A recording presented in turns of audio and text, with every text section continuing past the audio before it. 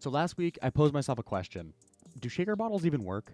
And I know that sounds like a stupid question. Like, yeah, of course it works. Like, you shake any bottle, and of course it's gonna shake the material inside of it. That's kind of what it's designed to do with a lid. But you know what? That answer is lame and boring, and I wanted to figure out why it actually works. And while we're at it, we're gonna find out if nothing at all, a little plastic piece inside of the cup, or a shaker ball, with any of those, does any of it matter? Does it do anything different? And today we're going to find out. Over the past week, I've been trying different methods, specifically with the device on the inside of the cup that you actually use to mix it better with. Specifically with a protein shake, because I load those things up. I do 2 scoops of protein with like 24 ounces of milk and a packet of oats as well. Because the answer for like an energy packet or like an electrolyte packet mix would just be, I think, a lot more obvious. And I gotta say, like, the results were not crazy, but they were surprising, to say the least. So to start out, I tried with absolutely nothing in it. I did 0 ball, 0 like plastic piece that goes at the top. The only thing that was going into it was the willpower that I was giving it to force it to mix. And you know what? It did its job. It did mix. But surprising literally no one, I assume, it didn't mix as well as it probably should have. Or more importantly, not as well as it ought to. So it was chunky, it was messy, to say the least. So for shaker number 2, I decided to use that little plastic piece I've been talking about, that little disc that goes inside of your shaker bottle that has like that has lines pointing out on all sides. The idea is just to have another obstacle for the mixtures to actually hit against, so that it actually shakes a little better. And for me, hopefully, it's a little less chalky as well. And it turned out pretty on par with what you'd expect out of, shaking it for like 30 seconds to a minute, that is. It wasn't subpar. It was like 5 out of 10, good enough. It was serviceable. You wouldn't be tasting any chunks of protein powder in your drink.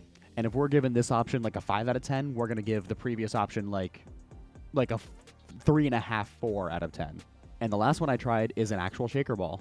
And imagine my shock. Imagine my freaking shock when it actually turned out perfect. It was a much more ideal drink itself. And it almost tasted like I put it into a blender. Holy shit.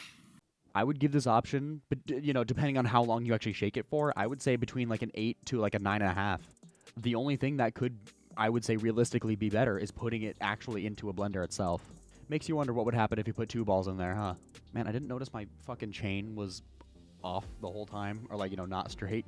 And now for my final question. Like, why does it work? Why does it work as well as it does, or why it doesn't work as well as it doesn't? And upon doing a little bit of research into it, it turns out the ball itself is really all the magic there is.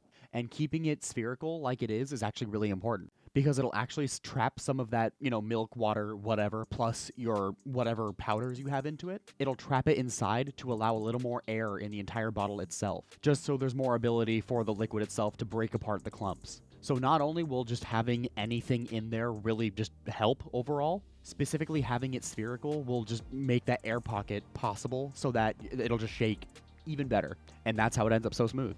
And although it only takes one, like Google search to find the answers to all these questions, I just wanted to test it myself to figure out like why is it so much better than the other options? Why are we paying like $15+ for just a stupid shaker bottle, as opposed to just, stealing a mason jar from your local restaurant? It kind of does make me wonder too. Like, I can't test this myself because I have never seen one of these before, but if you could get like a spherical pot or like a glass jar to maybe put a shaker ball into as well, to maybe enhance the mixture even more. Someone ought to test that at home. I would love to see that. Or even I might test it myself if you guys want to see it. Then we would never need a blender again, ever. You could toss it out. Speaking of tossing and throwing, you guys should throw yourselves into some Yeezy Pods, because apparently, according to my previous video, which you guys should go watch, you should go buy them because they're perfect for working out.